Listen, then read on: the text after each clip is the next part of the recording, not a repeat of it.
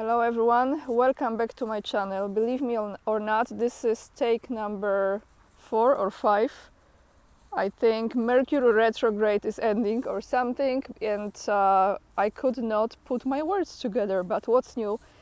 Before I start with the news, I want to say first and foremost, thank you everyone who is correcting my mistakes that I make in the titles of the videos or whatever mistake I make. I really appreciate it, because as you know, I'm not native English speaking person and I'm still learning the language, you know. It's not easy sometimes, but I'm trying my best. So all of you who catch my mistakes because I'm typing too fast and you correct it, thank you so much, I appreciate. Yesterday I had a live stream with Scott Ritter in which we were talking, of course, about Ukraine, also the future of Israel, and about what just took place. I think that was also yesterday or the day before, and that is Zelensky was cancelling the agreement with Gazprom, and that is the Russian state company that was still sending gas to European countries through the Ukraine, through Ukraine. So on that note, I have two fantastic comments. First one is actually from Slovakia, I believe, that will be addressing that. And second comment is about F-16s. I think it's from a Polish viewer that is so good and so in detail. And I'm learning so much from your knowledge, guys, because of course we also talk about this F-16 that Ukraine sent out and what happened to it. So stay all the way to the end of the video, because you provide so much knowledge. You are as valuable, all of you guys, as my guests are. And you know this, I know you do. But also on the note of yesterday, on my community page, and I recommend you to check it once in a while, because I repost some videos that I come across. So I reposted a video in which the Ukrainian soldier who was captured by Russia in that Kursk operation was recorded, and he was saying what took place. I know that some people are skeptical of those kind of recordings because they think this is influenced or forced by the other side, which means that Russian soldiers were forcing this man to say those things. I don't think so, I don't believe so, but you know, it's all up to you what you believe in. So what this person said, you can still find this video on my community page. However, YouTube is doing some shenanigans with it, and I don't know how long you will be able to see it. So this guy, this Ukrainian soldier, says this: we were told that it was an additional exercise. So how the troops were sent to the Kursk region by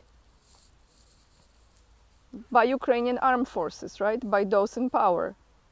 We were told that this was an additional exercise. We were told that we were going for a short time, so we didn't have to take a lot of things with us. We were told not to take sleeping bags. We had to give our phones to the command for security reasons, so Russian troops couldn't detect us. We spent 3-4 days in a foresty area. Then they said we were leaving. When we asked where we are going, the Starshina, I think that's how you say, the Starshina said, we go to Kursk. All of us thought it was a joke, and when the loading began, it turned out that it was true. So the soldier, the Russian soldier who's recording, is asking, when you came to Kursk region, what did you think about it? And the Ukrainian soldier says that it was a one-way ticket. You will be back in a body bag or stay in captivity. I had no other thoughts. That's why I surrendered to captivity.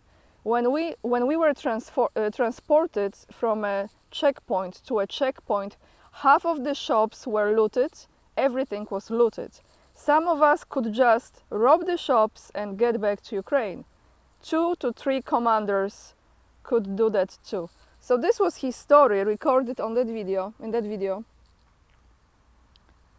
You know, when you think about it, the regular people, the regular citizens, and again, like if we don't see it with our own eyes, you might believe this story or not, this case or the other, if people don't participate in those wars, how they can force you?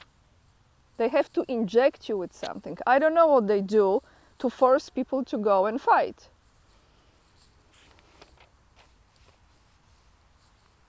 Isn't it disgusting what they do to us, to people? Now, since we are on the topic of supporting Ukraine and then still on the topic of military, we will be now talking about what really matters in all of this, and that is follow the money. So from TASS, from yesterday, August 30th, EU's total military aid to Kiev reaches 43.5 billion euros. The European Union military aid to Ukraine has reached 43.5 billion euros, EU Foreign Policy Chief Joseph Borrell said at the press conference. Can I just say my personal strange comment here? He kind of looks like very much like some kind of reptile. When you look into his eyes, doesn't look like a human to me at all, actually. So he said this in Brussels, quoting him now. Today, our military support exceeds 43 billion euros, that is 43.5 billion euros to be exact. He said following an informational meeting of defense ministers of the 27 EU member states. At the same time, the top, they call him the top EU diplomat, I mean top, I would say, you know, top of the swamp, European swamp. At the same time, the top EU diplomat said that the association defense ministers had not found a solution to unblocking 6.6 billion euros in military aid to Ukraine through the European Peace Facility. How contradicting is all of this? Sending that much money and talking about European Peace Facility, and they still want to, with the sticky hands, sticky fingers, to get the money, the Russian money, right? Borrell also emphasized that the EU countries should speed up the delivery of military aid to Ukraine. He said that he plans to visit Ukraine in September or October before his mandate expires. Yes, hurry up. Absolutely hurry up, because not just you expire, but this project will as well. And on the note of money, guys, are you ready? Sit down, take a deep breath, breathe in, breathe out, namaste, and let me tell you, Polish Prime Minister, /old Prime Minister Donald Tusk announces a record defense spending in 2025 budget. If you don't know, I want to tell you, Poland is one of the most evolving, successful, rich countries in the world, and we can definitely do it. We can be the number one as far as, let me just read this, Poland's 2025 budget will include record spending on defense. Prime Minister Donald Tusk has announced as Russia's ongoing war in Ukraine brings danger to the EU's external borders. Tusk described the budget proposal as generous and supporting further economic growth for the nation. So this is what's going to help us to grow as a country, which borders both war-torn Ukraine and the Russian province of Kaliningrad. Quoting now new/old Donald Tusk, inflation in check. Record economic growth in years. How do they count this, guys? A real increase in the minimum wage and the start of investments. Okay, I cannot continue. Can I just tell you, I have to talk about this again. One of the signs that the country is going into the conflict, war conflict, is when the large companies, large corporations are leaving the country, because those are like all about profits. And I don't know exactly at this moment because it was already really, really intense. How many of those foreign investors, those foreign corporations, US corporations, etc., were leaving Poland? So now he's talking about the start of investments. What are you talking about? Especially the key ones, and I'm not an expert, I'm just a regular person, especially the key ones related primarily to energy, rail infrastructure. Yes, when the Ukrainian company is taking over Polish rail company, historical rail company. That's the investment. Yeah, so kick out the Polish business as well and put in place the Ukrainian business. This is the idea. So that's what he said at the conference, still quoting him. Alongside, this is the great effort ahead of us and from which there is no turning back. That is the increase in spending on armaments and defense, he added. Doesn't kind of sound scary, there is no turning back? It is a great effort, but there is no turning back from it. Really? Okay. So it's gonna happen, right? Finance Minister Andrzej Domański said that the defense spending proposal will constitute 4.7% of gross domestic product, that is GDP, compared to 4.2% this year. So everyone, 0.5% up. Yep. I mean, they could just make it 5, right? To round out those numbers, just make it 5. I mean, 5 is a good number. 0.5% up, which already makes Poland a leader in NATO and the European Union. So finally, something to celebrate. We are number one in spending for the military equipment. In the military spending, we are number one in NATO and EU. Isn't it great news, guys? Let's see if I have more from this. 1 second. I flipped the page and I lost it. Okay, there is more. About 4.6 billion zloty, and that is over 1 billion euros, will also be put towards the construction of Poland's first nuclear plant, which is expected to be operational in northern Poland in 2035. I forgot the name of this company. It's an American company that I think already signed the deal on it, I think some time ago. The country has been taking strides in recent years to cut its dependence on energy sources coming from Russia, like gas and oil. It comes as Poland's economic growth is expected to be 3.9% next year, compared to 3.1% in 2024. Can I just say here, not being an expert in economy, this also can change. Domański says an inflation rate of 5%, which absolutely, in my opinion, is a big lie, is expected up from some 4% this year, and the deficit will reach 289 billion zloty. So the deficit will be almost 60 billion euros. The budget plan will be debated with the trade unions and needs approved from Poland's MPs and President Andrzej Duda. So there will be fighting and cursing and all the Muppet show in Polish parliament that we call Sejm before this will be signed.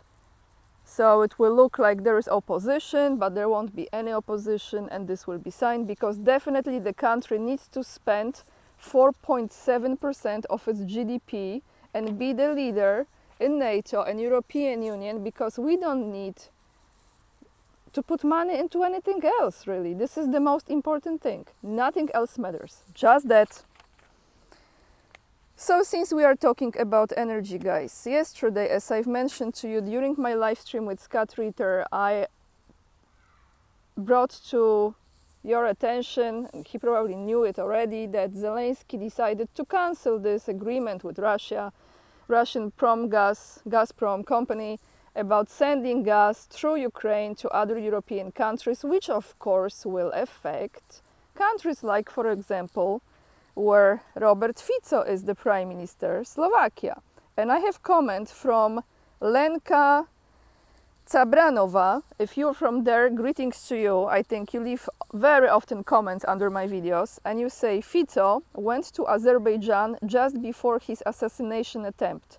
Both governments signed several contracts, including some possible future energy ones, so hopefully Slovakia would still receive resources only redirected via Azerbaijan. So this is very good news. I didn't know about it, and I'm very glad that Robert Fico was so proactive, because he is intelligent leader, that he took the right steps to protect the country and its citizens from this BS coming from Ukrainian side. Now the next comment is a little lengthy, however, stay with me because it's very informative, and it's about the F-16s, which I know nothing about, but this person, and that is Staszek Golub, I believe you're Polish, so dziękuję bardzo za komentarz, says this: F-16 was the first fighter jet designed on computer. Not on PC, but on mainframe computer. The program was developed by Lockheed, CADAM, I think you say, C-A-D-A-M, was it called. Later PC version was developed, Microcad, on which I worked in the 90s. It was the fastest, the most intelligent computer program for mechanical drafting, and that's why it had to be killed. As Airbus is Boeing version of, for EU, French designed Mirage fighter jet on their drafting program Katia, with, not with K but with C, developed not by engineers but Chrissy math professor, the worst product of human mind. Katia killed Microcad, bought it out and killed it. Like with currencies, bad money kills good money. It was the collapse of mechanical engineering for whole world. Whole world embraces program Katia, on which engineers works 4 times slower than on drawing board with pencil on paper. First US car designed on computer was Saturn. It took 3 times longer than designing on paper with pencil. Today, mechanical engineer spends 90% of his time on figuring out which button to push on keyboard than on actual design innovation. Talking heads are more important than engineers. Such a good comment. Thank you so much. Let me just check your name again, because I don't want to Staszek, just 1 second, let me see. Sorry guys. Staszek, thank you so much for your comment. I really appreciate, because as I said to you guys, we learn from one another, and I don't know anything about this military stuff. Just on that note, my father was an engineer, and he designed part of the engine actually, to one of the most known motorcycles in Poland in that time, Junak. So when I was growing up in my household, in my apartment where I lived with my parents, I remember that pencil on the paper very much, because that's how he was designing. Old school, lots of papers. But that's all I have for you, everyone. Thank you so much for watching the video. Thank you so much for hitting this like free of charge, and it really helps with the algorithm of YouTube to recommend the videos to other viewers. The links to the articles that I read you are down below this video, and also in the description box, and also the video that I've mentioned to you about this Ukrainian soldier is still on my community page, so you may find it there. Thank you for all your donations on PayPal, Buy Me a Coffee, and my fundraiser for my little house, you know in what country. And with this being said, check out my products as well. You can see the design already under the video. Lots of love, and remember, we are the leading edge, and we are saving humanity and community. I'm sorry, I made a mistake. And we are saving humanity and communities. And I see you tomorrow in another one. Bye everyone.